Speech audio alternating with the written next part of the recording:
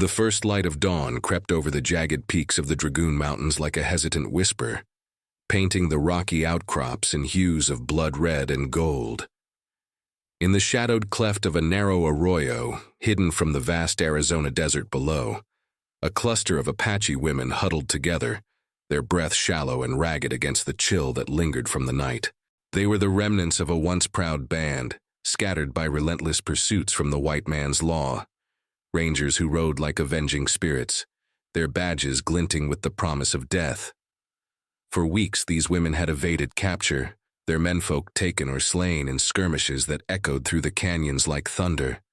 Now, with provisions dwindling to scraps of dried meat and the last drops of water from a hidden spring, survival hung by a thread as fragile as a spider's web.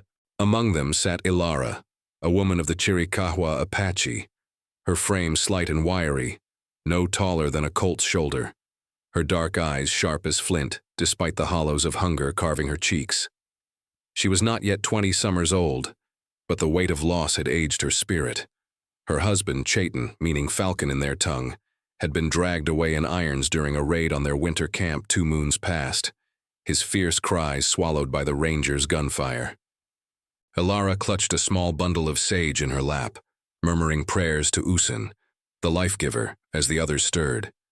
Beside her was her elder sister, Nijoni, broader in the shoulder from years of tending hearth and field, her hands calloused and strong, though even she trembled now with the cold and fear.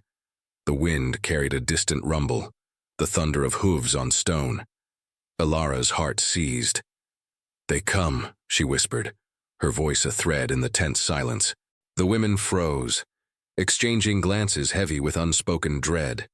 Tales of the rangers' cruelty had spread like wildfire through the Apache villages, how they burned wickiups without mercy, how they strung up warriors from mesquite trees as warnings to any who dared resist the encroachment of settlements snaking into their sacred lands. These were the Texas Rangers, men forged in the fires of border wars, their reputation as unyielding as the iron they wore.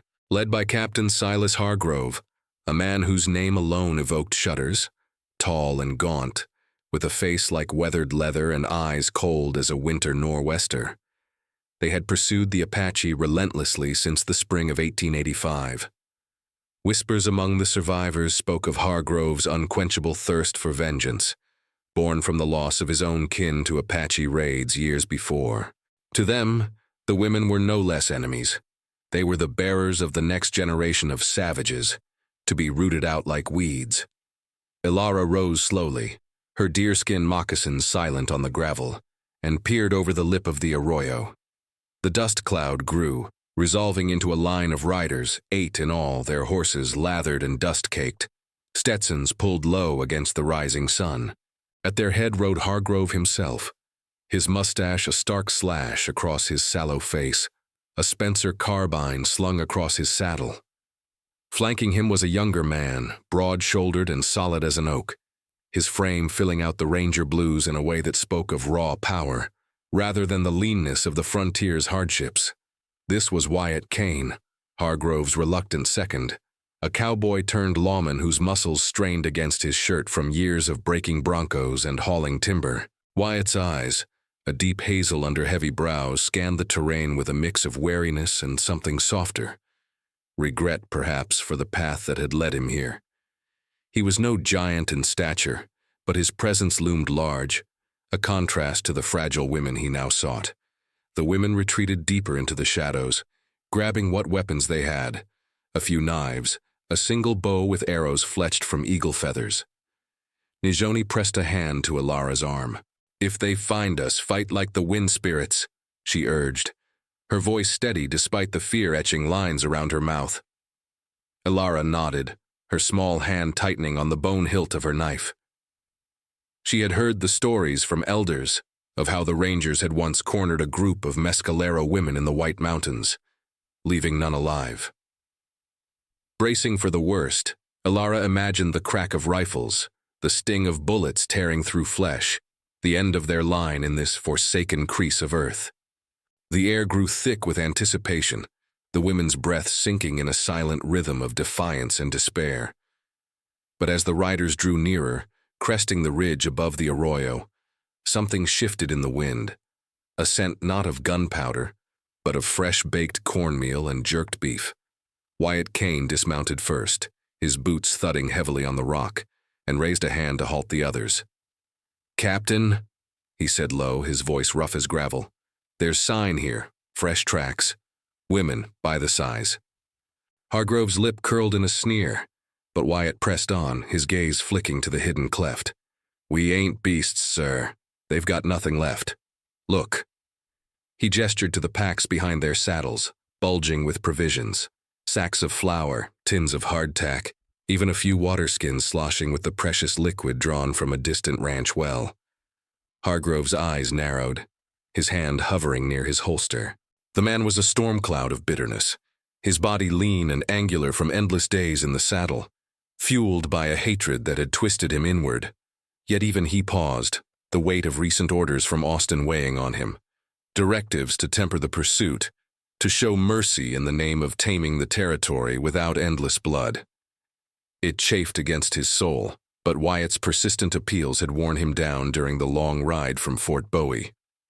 "Mercy," Hargrove spat, as if the word tasted of ash. "They'll see it as weakness." But he made no move to draw, only nodded curtly. "Call them out, Kane. If they bolt, we ride them down." Wyatt stepped forward, his massive frame casting a long shadow as he approached the arroyo's edge. "You down there," he called, his tone firm but stripped of threat. "We know you're hiding. Ain't here to harm you this time. Got food, real food. Come out slow, hands empty." The women exchanged bewildered glances. Ilara's mind reeled. This was no raid, no slaughter. It was kindness from the cruel rangers. Her heart pounded, a mix of suspicion and a fragile spark of hope igniting in her chest. Nijoni shook her head, whispering, "A trick, surely a trick." But the scent grew stronger, undeniable, and the growl of empty bellies overrode caution. One by one they emerged, Ilara first, her small form straightening with the pride of her people. Chin lifted as she faced the men above. Wyatt's eyes met hers, and in that instant, something unspoken passed between them. A recognition of shared humanity amid the chasm of worlds. He tossed down a sack, its contents spilling slightly, apples, red and crisp, a rarity in the desert. "Eat," he said simply, his voice softening. "No one's taking you today." As the women gathered the gifts warily, Hargrove watched from his horse, his face a mask of reluctant tolerance. But beneath it simmered the storm, for in his mind, this act of redemption was but a pause, a momentary lapse before the inevitable clash. Ilara knelt to retrieve an apple, her fingers brushing Wyatt's as he handed another down. His hand was warm, calloused, a stark contrast to her own delicate strength, a giant's touch to her sparrow's frame. In that fleeting contact, amid the dawn's reluctant light, the seeds of something forbidden stirred, a gentleness returning to a land scarred by survival's harsh hand. The sun climbed higher, bathing the arroyo in warmth, but the tension lingered like smoke from a dying fire. For these Apache women, braced for death, the arrival of food was a miracle wrapped in enigma, a crack in the armor of their enemies that promised not just sustenance, but the faint whisper of change. Yet in the Dragoon Mountains, where shadows hid both allies and foes, trust was a luxury as scarce as water. Ilara glanced back at her sisters, then up at Wyatt, wondering if this dawn marked the end of their ordeal, or the beginning of a deeper peril. The women moved like ghosts through the arroyo's shadowed embrace, their fingers tentative as they unpacked the ranger's unexpected bounty. Ilara's hands trembled slightly as she tore into the hardtack, the dry crumbs melting on her tongue, like manna from a forgotten dream.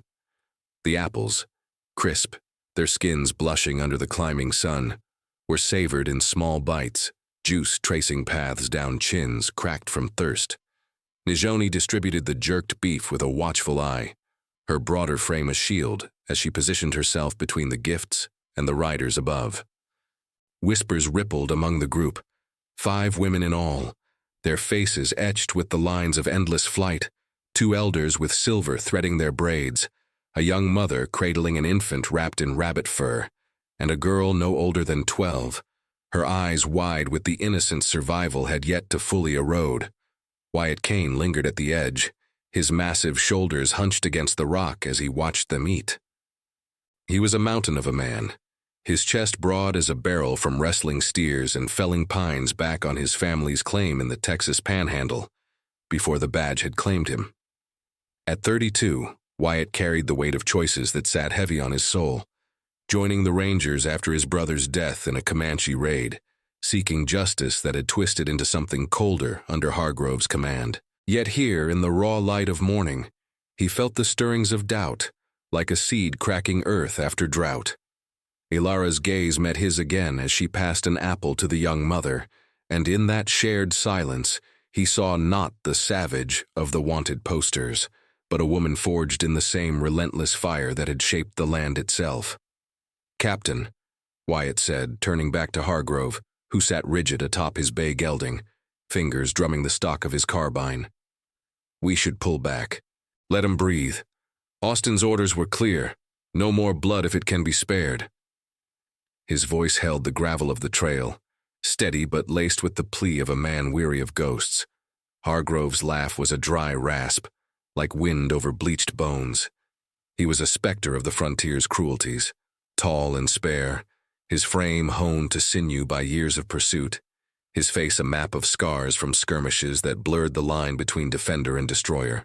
Vengeance had been his North Star since '72, when Apache arrows had felled his wife and boy on their homestead near the Rio Grande. "Breathe," he echoed, his eyes flicking to the women below with the disdain of a hawk sizing prey.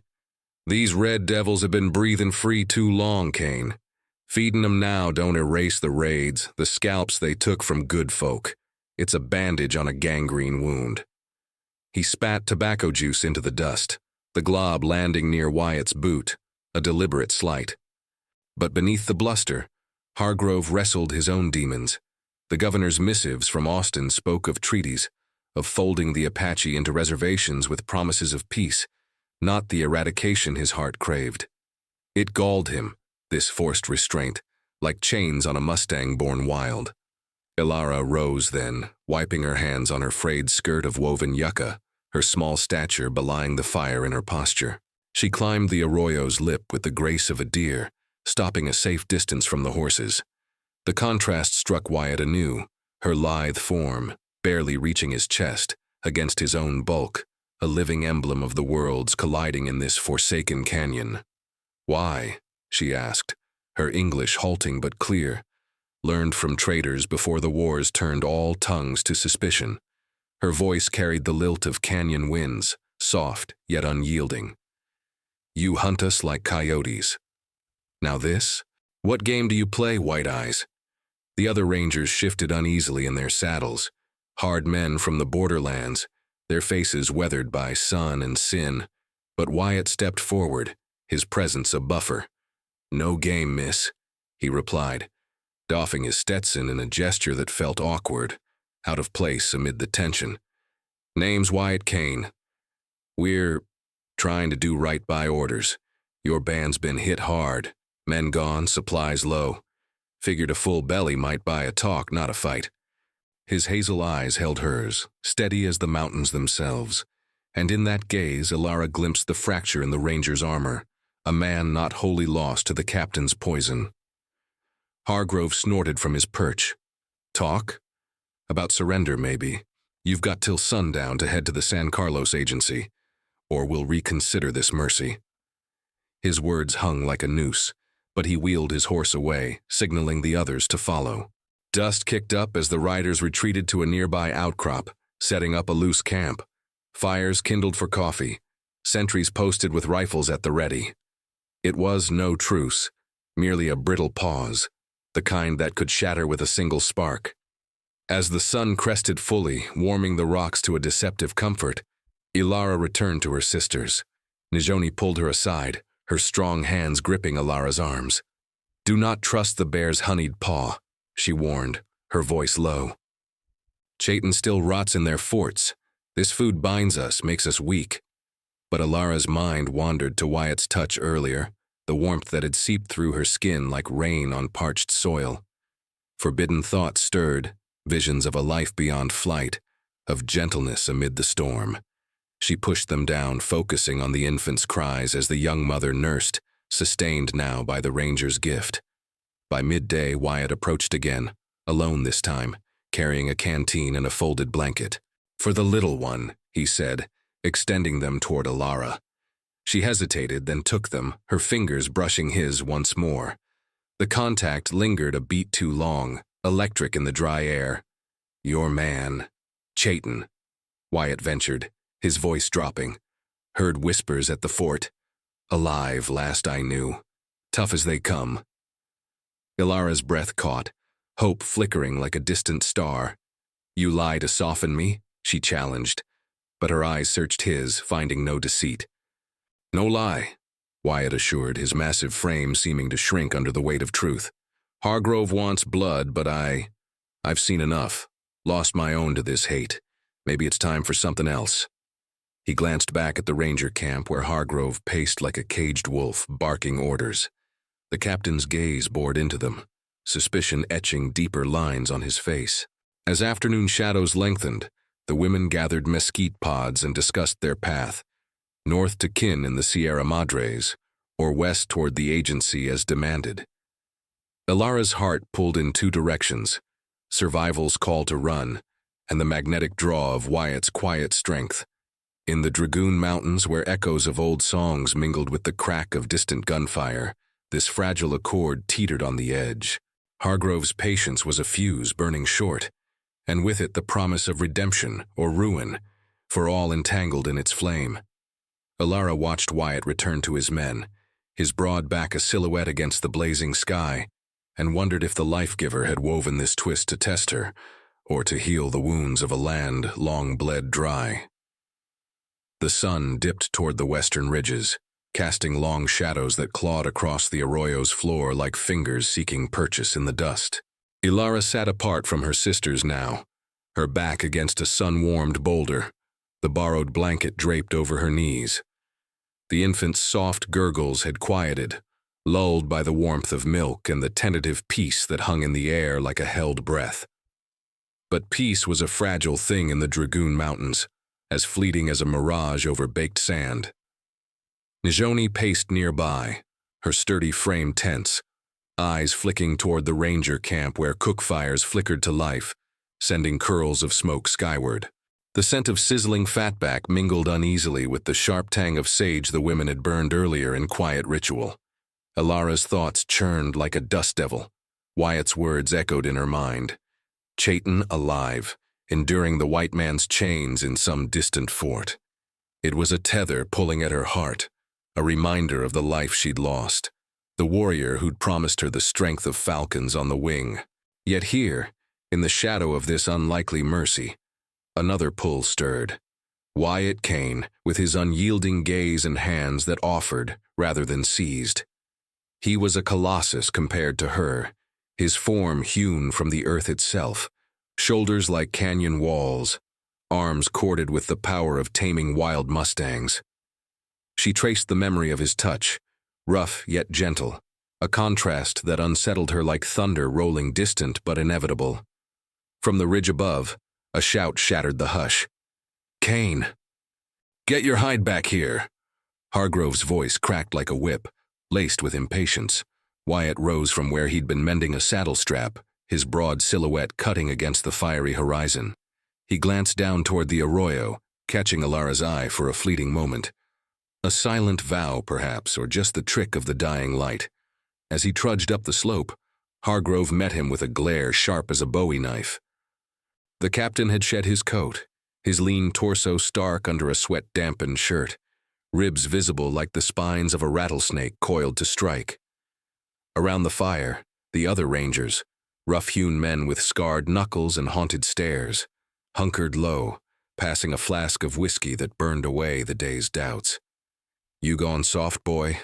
Hargrove snarled, low enough that the words stayed between them, but venomous all the same. He jabbed a bony finger into Wyatt's chest, the impact lost against the wall of muscle there. "Handing out blankets like we're running a damned orphanage. Those squaws will turn on us the second our backs are turned. Mark my words. I've seen it before, in the '78 uprising. Fed a Mescalero woman once, thought it'd buy peace. Next dawn she slit a sentry's throat with his own blade. Wyatt's jaw tightened, his hazel eyes hardening to flint. He was no stranger to Hargrove's bile. The captain's hatred was a poison seeping from old wounds, turning every Apache face into the ghost of his lost family. But Wyatt had his own ghosts, his brother's blood soaking the panhandle soil, the Comanche arrow that ended a life too young. Joining the Rangers had been his redemption, a way to carve order from chaos.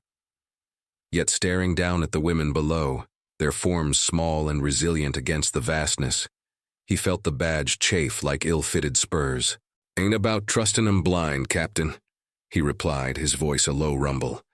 "It's about ending this cycle. Austin wants peace on paper, reservations, treaties. We keep pushing with lead. We'll just breed more hate, more blood." Hargrove's laugh was a hollow bark echoing off the rocks. He turned away, pouring coffee from a dented pot, the steam rising like unspoken regrets. "Peace? With them? You're dreamin', Kane." That little one's eyes saw how she looked at you. They're sly as foxes. "By morning, we'll have 'em march into San Carlos, or we'll drag 'em if need be." He paused, his gaunt face twisting in the firelight. Deep down, Hargrove knew the orders bound him. The governor's envoys had made it plain. Escalate the violence, and the funding dried up. The Rangers reduced to ghosts themselves. But yielding grated against his core, a man who'd buried his gentleness with his kin. Down in the arroyo, the women gathered closer as dusk deepened, the chill returning with the fading light. The young mother rocked her babe, humming a lullaby in the old tongue, words weaving tales of mountain spirits who guarded the weary. The girl of 12 clutched a half-eaten apple core, her wide eyes reflecting the first stars pricking the velvet sky. Nizoni knelt beside Alara, her calloused hand on her sister's knee. "That Ranger, Kane, he speaks with a forked tongue wrapped in honey. Chayton waits for us, not some white ghost's pity." Her voice was firm but laced with the weariness of one who'd buried too many hopes. Alara nodded, yet her gaze strayed upward, where Wyatt's form moved among the fires like a sentinel. "He spoke truth of Chayton," she murmured, her small fingers twisting the blanket's edge. "I felt it in his eyes. No lie there. But you are right. We cannot linger. The mountains call us north, to the strongholds where kin wait." Still, the forbidden warmth lingered, a spark against the cold logic of survival. In her mind's eye, she saw Wyatt's hand extended not in threat, but in alliance, a bridge across the chasm of their worlds, built on the rubble of old wars. As night fully claimed the canyon, a coyote's howl pierced the silence, answered by the distant whinny of a horse. Wyatt slipped away from the ranger camp under the guise of checking the perimeter, his boots silent on the scree. He approached the arroyo's edge, heart pounding with the recklessness of a man testing fate. "Alara," he whispered, the name foreign on his lips yet fitting like a well-worn glove. She rose, drawn by the sound, her slight form emerging from shadow like a spirit summoned. "I shouldn't be here," he admitted, crouching to her level, his massive frame folding to bridge the gap. Up close, the contrast was stark. His sun-browned skin against her copper tone, his breath warm and steady where hers came quick and wary. "But I had to say, about your husband. Chayton's in Fort Thomas, holding strong. Word from a scout. If you go to the agency, maybe there's a way to get him free. No promises, but it's something." Tears welled in Alara's eyes, unbidden, tracing paths down her dust-streaked cheeks. She reached out, hesitating, then placed her hand on his forearm, small against the unyielding muscle, a touch that spoke of trust's fragile bloom. "Why help us, Wyatt Kane? Your captain burns with the old fire. You carry it too, but choose different." He covered her hand with his, the warmth seeping through like dawn's first light. "Lost too much to hate," he said simply. "See a chance for redemption here. For all of us."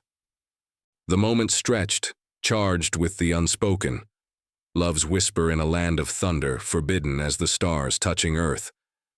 But from the ridge, a shadow stirred. Hargrove, sleepless and suspicious, his eyes catching the silhouette below. He said nothing, but his hand drifted to his holster, the fuse of his patience burning ever shorter. In the heart of the dragoons, where night hid both salvation and betrayal, the threads of fate tightened, pulling Alara, Wyatt, and the fragile accord toward an unraveling dawn. The moon hung low over the Dragoon Mountains, a silver sickle slicing through the ink-black sky, casting ethereal glows on the canyon's jagged walls. Alara lay awake in the arroyo's cradle. The blanket Wyatt had given her a cocoon against the night's bite, but sleep evaded her like a wary deer. The coyote's earlier howl had faded into an uneasy quiet, broken only by the soft snores of her sisters and the distant murmur of the ranger camp. Nijoni slept fitfully nearby, her broader form curled protectively around the young mother and her babe, but Alara's mind raced with visions, Chayton's fierce face in the fort's shadows, Wyatt's hazel eyes holding secrets unspoken. The touch of his hand lingered on her skin, a forbidden warmth that both soothed and scorched, pulling her toward a precipice she dared not name. Above, in the ranger outpost, Wyatt tossed on his bedroll, the hard ground unyielding beneath his massive frame. The fire had died to embers, and the other men slumbered under Stetsons, their breaths ragged from whiskey and weariness.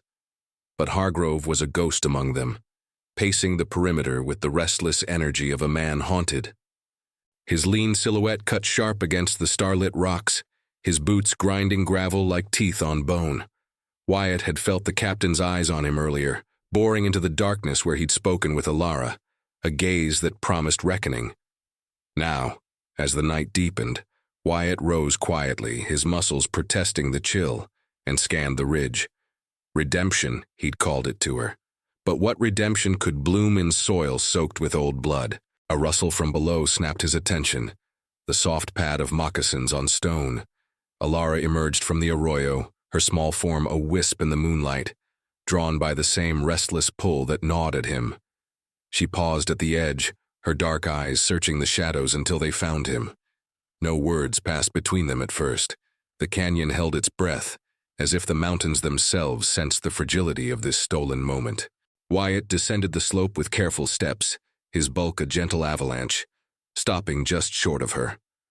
Up close, the contrast was a living poem, her slight stature barely cresting his waist, her wiry strength a counterpoint to his unyielding mass, forged in the forge of frontier labor. "You should not come," Alara whispered, though her feet had carried her here unbidden.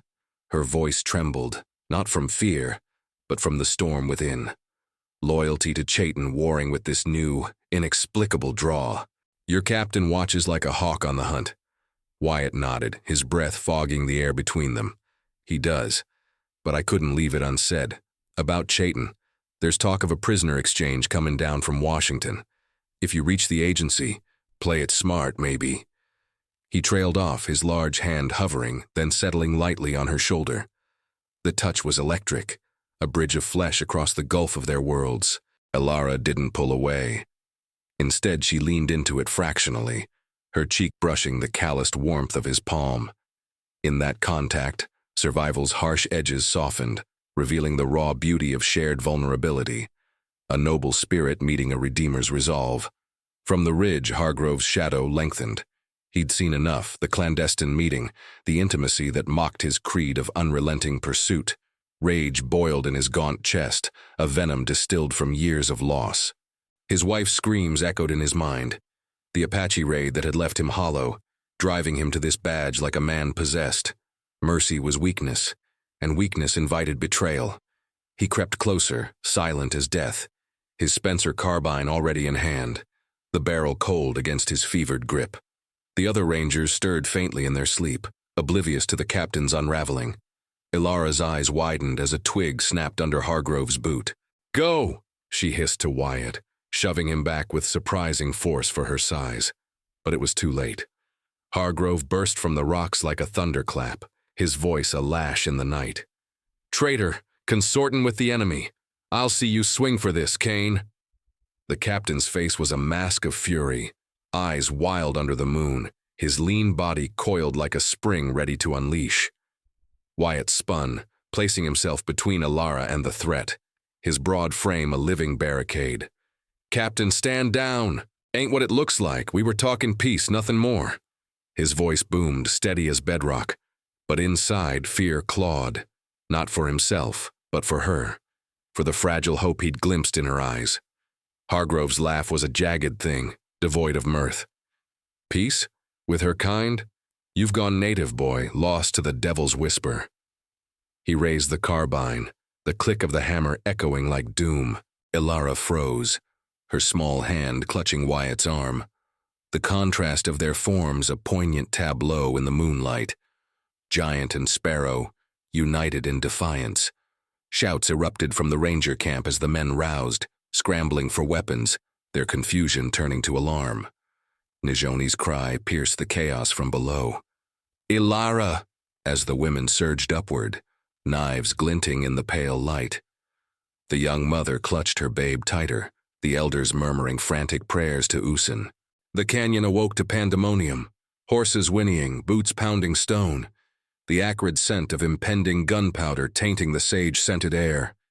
Wyatt lunged forward, grappling Hargrove's rifle barrel. The two men locked in a brutal dance, muscle against sinew, redemption against vengeance. "This ends now," Wyatt growled, twisting the weapon free and hurling it aside.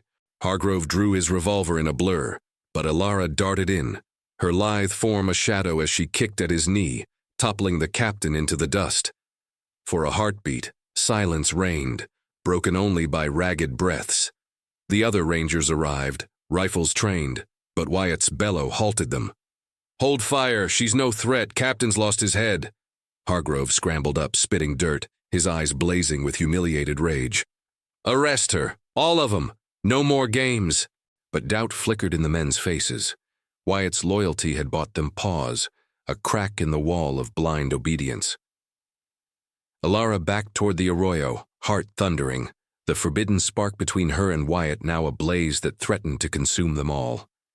Nijoni pulled her down into the shadows, the women vanishing like mist, but not before Alara cast one last look at Wyatt, eyes promising return or farewell. As the rangers regrouped, Hargrove's orders barked into the night. The fragile accord shattered. Dawn loomed, heavy with the promise of pursuit renewed, but in Alara's soul the return of kindness had taken root, a wildflower pushing through stone. In the dragoon's unforgiving heart, love's quiet rebellion stirred, defying the storm that gathered on the horizon. Wyatt watched her go, his massive chest heaving, knowing this night had forged paths irreversible, toward redemption or the abyss. Dawn broke over the Dragoon Mountains with a vengeance, the first rays piercing the eastern haze like arrows from Usin's bow, illuminating the chaos of the night before. The arroyo lay scarred, scuffed earth where bodies had grappled, a discarded revolver glinting coldly in the gravel, and the faint scent of sage smoke mingling with the metallic tang of fear sweat. Alara crouched low among the boulders with her sisters, her small frame pressed against Nijoni's sturdy side, the infant's whimpers muffled against the young mother's breast.